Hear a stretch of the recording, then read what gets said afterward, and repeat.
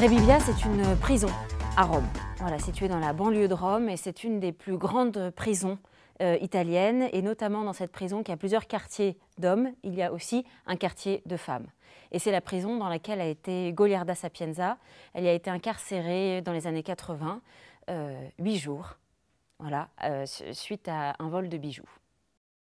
Goliarda Sapienza est une autrice italienne, une grande intellectuelle assez exceptionnelle, qui a été d'abord actrice, qui a travaillé avec Luchino Visconti, par exemple, et puis qui est surtout autrice ensuite, qui a écrit un grand roman très connu qui s'appelle L'Art de la joie, qui a mis 10 ans à l'écrire, et puis à la suite de ce roman, elle a fait une dépression, et elle est en prison, elle a écrit un autre roman suite à cette incarcération qui s'appelle L'Université de Rebibbia.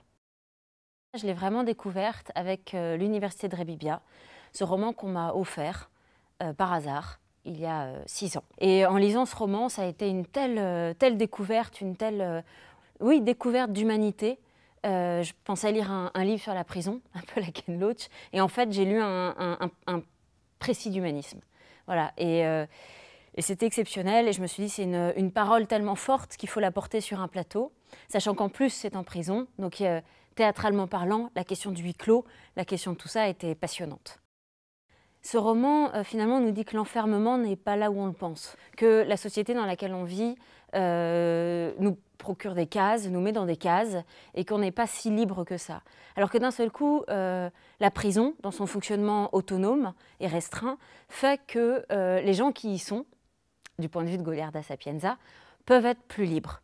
Et toutes les femmes qu'elle y rencontre, qui sont autant des délits de droit commun comme la prostitution, le vol, etc., ou les délits politiques, les brigades rouges, ou les trafiquantes de drogue internationales, finalement, dans la prison, elles ne sont plus que des femmes. Des femmes avec leur vie, avec leurs envies, avec leurs désirs, avec leurs amours, avec leurs souffrances, avec tout ça.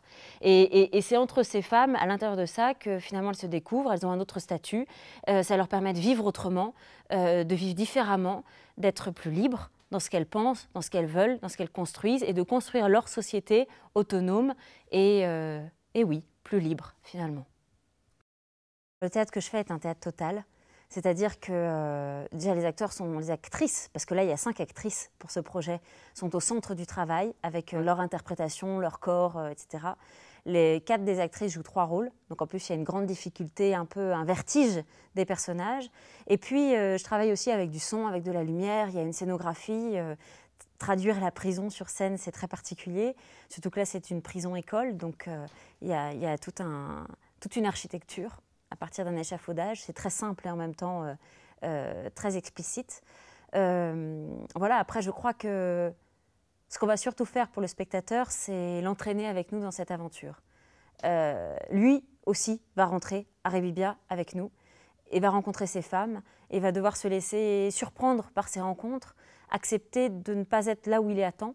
On n'est pas dans un film de Ken Loach, du tout. On est juste dans une expérience humaniste et sensuelle.